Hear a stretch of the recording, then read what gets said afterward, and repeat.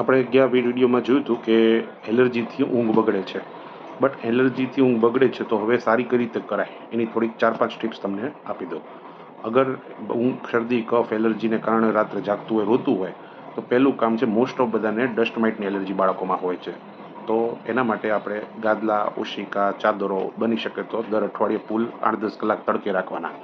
રૂમમાં તડકો આવવા દેવાનો. ઓછાળ છે ઉકાળેલા પાણીમાં દર અઠવાડિયે ધોઈ નાખવાની. તકિયા, ઓશિકા દર અઠવાડિયે જે છે આપણે તડકે રાખવાના. સોફ્ટ ટોયઝ બિલકુલ બેડરૂમમાં નહીં રાખવાના બાળકોના. સોફ્ટ ટોયઝમાં ઘણું બધું જે વસ્તુ ઝટકતી અને ડસ્ટ ઉડે એવી વસ્તુનું ધ્યાન રાખવાનું. બીજું છે આપણે નાકના ટીપા પાડીને સુવડાવવાનું, નાક ખોલવા માટે. નાક ખુલ્લું હશે તો સરસ ઊંઘ આવશે. સરસ ઊંઘ આવશે તો સ્ટ્રેસ ઓછો થશે. સ્ટ્રેસ ઓછો થશે તો એલર્જી કંટ્રોલમાં ફટાફટ આવશે.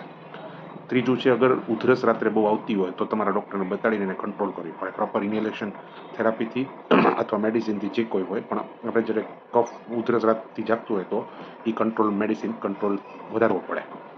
ચોથું, અગર ચામડીમાં ખંજવાળને બધું હોય તો મોઇશ્ચરાઇઝર લગાડીને એને પ્રોપર નવસેકા પાણીથી નવડાવો. રાત્રે પહેલાં ટબમાં બેસીને નવડાવવાનું 5-10-15 મિનિટ, અને પછી તરત 3 મિનિટની અંદર મોઇશ્ચરાઇઝર આખા શરીરમાં લગાડી દેવાનું.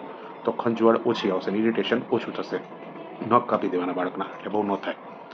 અને ખાસ તમારે પાછવી વસ્તુ કે સ્ટ્રેસ, ટીવી, મોબાઈલથી વધારે થાય એટલે 1 કલાકના ગાળામાં ઊંઘના 1 કલાક પહેલાં મોબાઈલ નહીં આપવાનો. એનાથી તમારે આ ઊંઘ સારી આવશે બાળકોને અને સ્ટ્રેસ ઓછું થશે. સારી ઊંઘ, સ્ટ્રેસ સારું.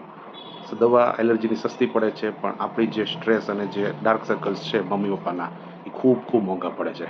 વધુ જાણકારી માટે તમે મેસેજ કરી શકો છો, અને જેને આવું બાળક તકલીફ થતું હોય વારે ઘડીએ એ સુધી આ શેર કરીને પહોંચાડજો વિડીયો. Thank you.